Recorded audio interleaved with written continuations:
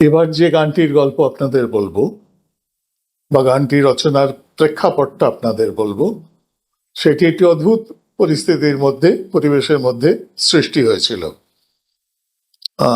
সেটা সম্ভবত 1925 সাল, সম্ভবত নয়, 1925 সালের 17ই ফেব্রুয়ারি রবীন্দ্রনাথ চীন, জাপান, ইউরোপ ভ্রমণের শেষে ফিরে এসছেন শান্তিনিকেতনে। তার কয়েকদিন পরেই দোল উৎসব, এবং দোলের দিন সন্ধেবেলায় শান্তিনিকেতনের চিরাচরিত প্রথায় একটি সঙ্গীত, নৃত্য ইত্যাদি দিয়ে একটি অনুষ্ঠান সাজানো হয়। তখন থেকেই সে প্রথা চলছিল। তো সেদিনও একটি ওইরকম অনুষ্ঠানের আয়োজন করা হয়েছিল। অনুষ্ঠানটির নাম দেওয়া হয়েছিল সুন্দর, এবং ওই অনুষ্ঠানের জন্য 10-11টি একেবারে নতুন গান রবীন্দ্রনাথ রচনা করে দিয়ে শিখিয়ে দিয়েছিলেন সবাইকে। এইবার মঞ্চ সাজানোর দায়িত্ব পড়ল এই অনুষ্ঠানের জন্য কলা ভবনের শিক্ষক এবং ছাত্রছাত্রীদের উপর।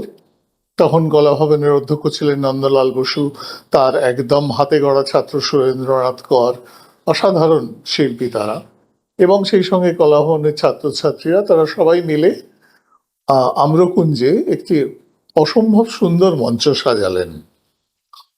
আম গাছের ডালে ডালে জাপানি ফানুস টাঙিয়ে দেওয়া হলো, সন্ধ্যাবেলা তার মধ্যে আলো জ্বালানো হবে। গাছের ডালে ডালে রঙিন চাদর ঝুলিয়ে দিয়ে একটা রঙের আবহ তৈরি করা হলো। নানা রকম ফুল এবং নানা রকম কারুকৃতি দিয়ে মঞ্চ সাজানো হলো। অপূর্ব, ভীষণ, যাদের স্মৃতিচারণে পেয়েছি সেই মঞ্চের বর্ণনা, তারা বলেছেন যে শান্তিনিকেতনেও এত সুন্দর মঞ্চ আগে আর তৈরি হয়নি।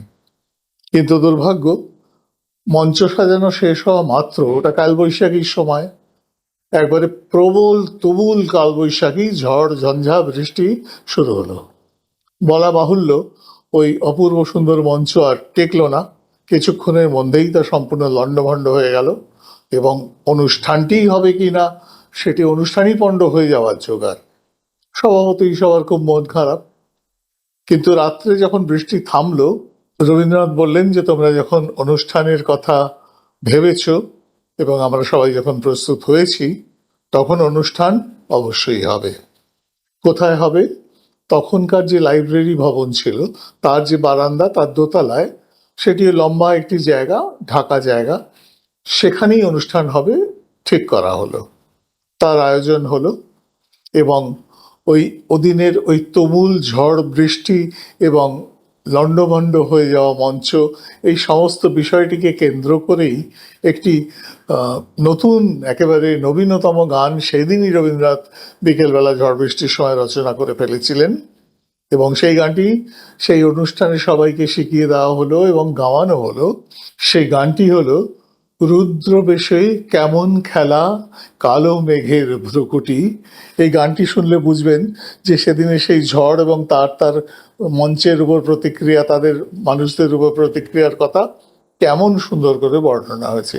এই গানটিও একটি, আমি বলবো, অভিনব একটি গান, এবং এত দ্রুত এরকম একটি প্রেক্ষাপটকে তুলে ধরা একটি গানের মধ্যে এটি শুধুমাত্র রবীন্দ্রনাথের পক্ষেই সম্ভব ছিল।